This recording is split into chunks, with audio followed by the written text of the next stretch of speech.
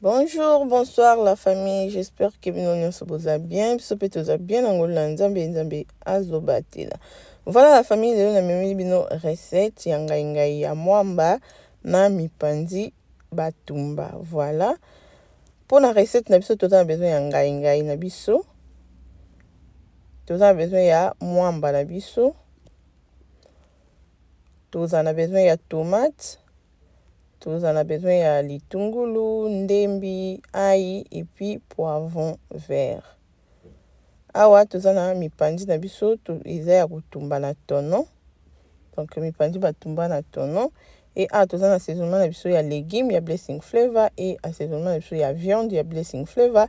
Numéro eza likolo ya écran pour passer ba commande to postaka partout. Voilà, awa tutie ngai na biso na moto na kataki na ciseau déjà na lakisa bino ndenge na salaka. Voilà, awa siko na tiaki mafuta na nga na moto, mafuta échauffé na kati poireau ndembi. Non, sorry, na kati ndembi, litungulu na poivron vert na biso. Voilà, poivron vert, ndembi et puis litungulu. On a dit tutie na mafuta na biso. Tokokalinga nde tobaloli totika ngo elimba après tozonga.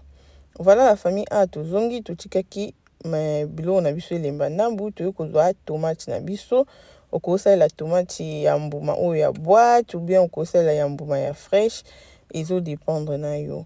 Voilà nde totie boye tobaloli boye. Voilà tobakisi tomate après biloko na biso bamatungu na biso kolemba toyobasa tomate.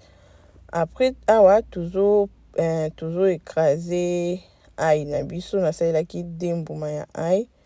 Voilà, tout fini ail na biso. Sorry, to ting ail na biso. Après tokobalula tokotika sikoyo tomate na biso ebela. Voilà, après wana tango tomate na biso tomoni ndenge ekomi tomate na biso ebeli toyokozwa oyo eza mwamba na biso.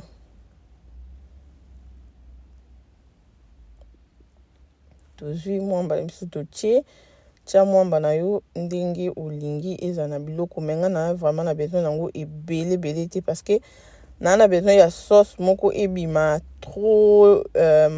trop concentré te trop peu mai te, donc eza na kati donc eza la léger, un peu léger. Voilà, sikoyo nazo kalinga mwamba nanga na biloko nanga nyonso oyo na lakisaki bino na préféraka eza la boye. Voilà, askonde totie mwamba na biso musala na biso eza kaka ya kobalola parce que toyebi ki eza mwamba sinon te ekozika, donc tozo balola mwamba na biso. Voilà, tozongi tomoni mwamba na biso ebeli.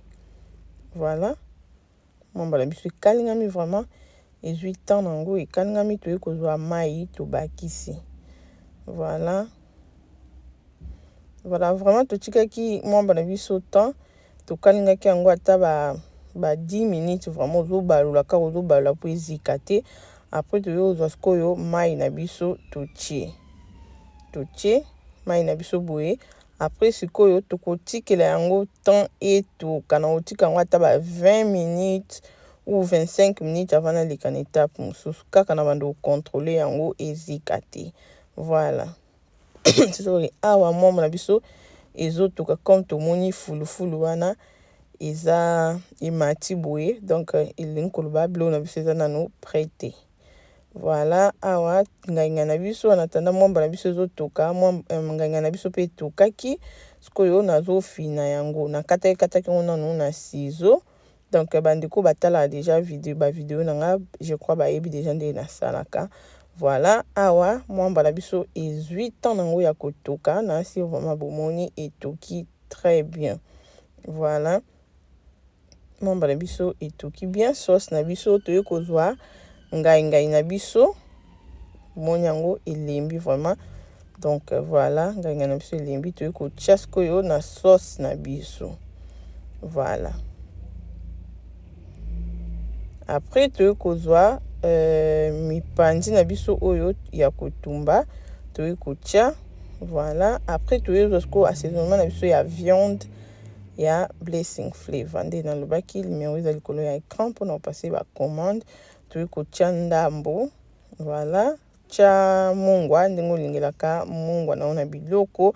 Après toyozwa pe assaisonnement na biso ya Blessing Flavor ya légumes, voilà, tozotia parce que tosali ngai na viande.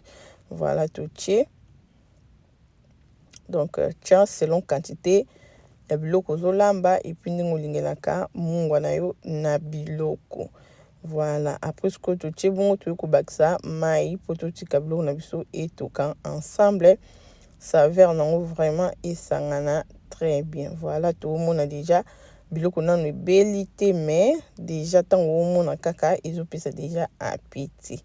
Voilà, toningisi bongo. Après wana sikoyo toningisi esangani, tokotia sikoyo biloko na biso etoka. Voilà, awa biloko na biso etoki, natiaki yango etoki. Après naya kodimine moto, donc soki etoki mingi après avoir kotia biloko nyonso parce que toyebi ke mwa mbala nge etokaki bien, ngai nange etoki déjà à part, mipanzi nanga ezalaki pe mobesu te. Donc ba 20 minutes, voilà, ana ekobalula eza no mwa mai na otika mosusu etoka mokie. Après tokutana na présentation. Voilà la famille, résultat ya recette na biso yango yo comme na yebisaki bino. Nazali na besoin ezala kilo te, ezala pe mai makasi te, mais ezala ndeti mwa kati donc ezala nango léger. Mais so olingi ezala kilo makasi osali ndenge osepeli. Soki osepeli na video, aimez, commenter, partager et kozala vraiment malamu mingi. Et soki eza mbala liboso na chaîne na biso, kobosana te kosabone, koactiver cloche ya notification mpona epermetaka yo ozwaka bilema nyonso ya sika tangu ekoti. Voilà, wana nzambe na lola a continuer na kobatela bino, a continuer na kobomba bino et tokutani na mbala ya sima. Bye.